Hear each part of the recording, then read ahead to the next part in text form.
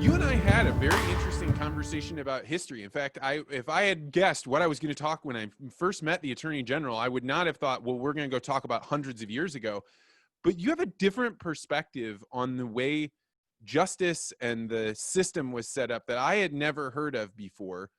You were always a student of history. Where did you come up with this way of thinking about the past? Well, I was always interested in history, in government, in politics. Not sure I ever thought I would run, but that was my background as an undergrad. And then going to law school, obviously the law is very important for establishing, and the reason why I wanted to be a lawyer, nobody in my family had been a lawyer. I was the first person in my family growing up in North St. Louis County in a pretty blue collar background to go to college right out of high school.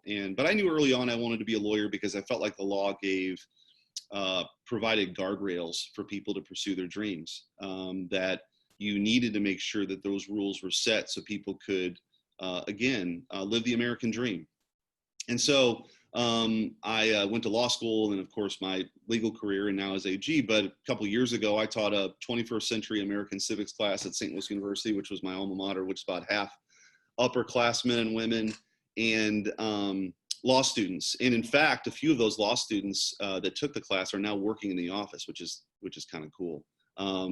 But I felt compelled to do it because of some of the things we just talked about, that, you feel like dissent is being squeezed out, that differing opinions are being pushed to the far corners of the quad on college campuses, that free speech, especially at that age, when people are exploring new ideas and kind of branching out, is really important to protect. And so the class was really kind of a tour de force of history. And essentially, if you could boil it down, is that the way of the world has always been to sort of subjugate. Might makes right.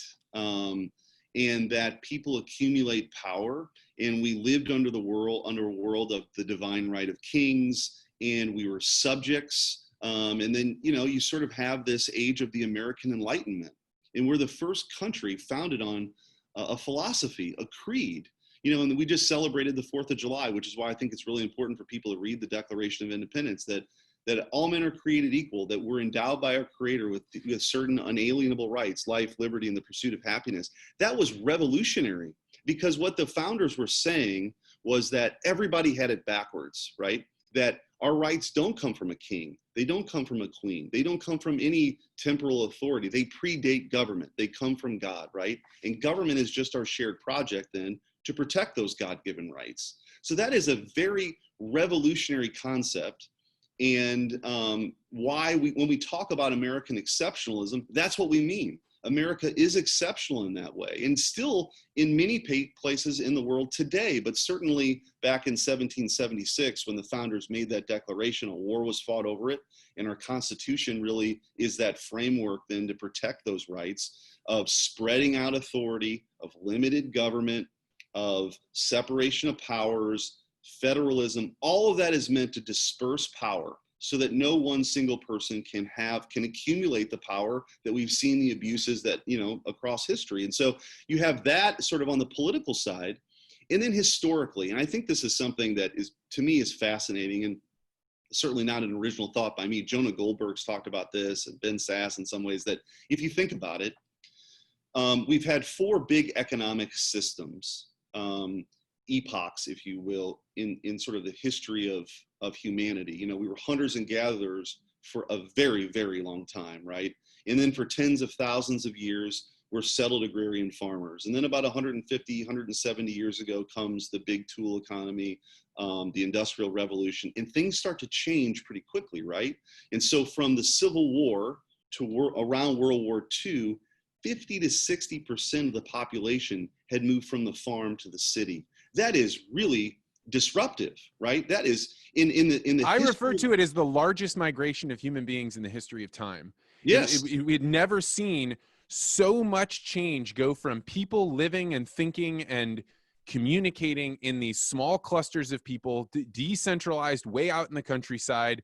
News moved much, much slower, but now you're bringing them together and everything changes. I interviewed a guy who one time talked about, if you increase the population density of a group, the people will walk faster. And in fact, you can measure how fast people walk and tell how dense of a city they live in. And so you think about when we went from people moving very slow agrarian lifestyle to bang, speeding up how fast they walk, exactly what you're talking about. The culture is going to change faster and faster and faster and faster. Well, and one other thing too is, and then whatever it is that we're in now, right? Which is, you can call it the computer age, the tech age, the post-industrialism, which just means people don't really know what to call it.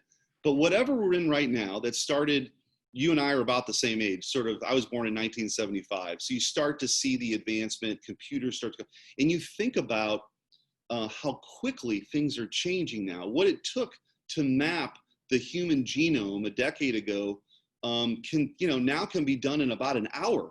And that probably now, that's last time I looked at that was probably almost 10 years ago. It's probably like 10 minutes now, but the pace of change and innovation is accelerating, and that's not gonna change. I mean, that's the trajectory that we're on. And so, that poses really interesting questions. And to put it in another way, and Jonah Goldberg's talked about this, which I think is an interesting author, but if you think about the history of humanity, let's just say 250,000 years, and you were an alien from outer space and you visited Earth every 10,000 years, okay?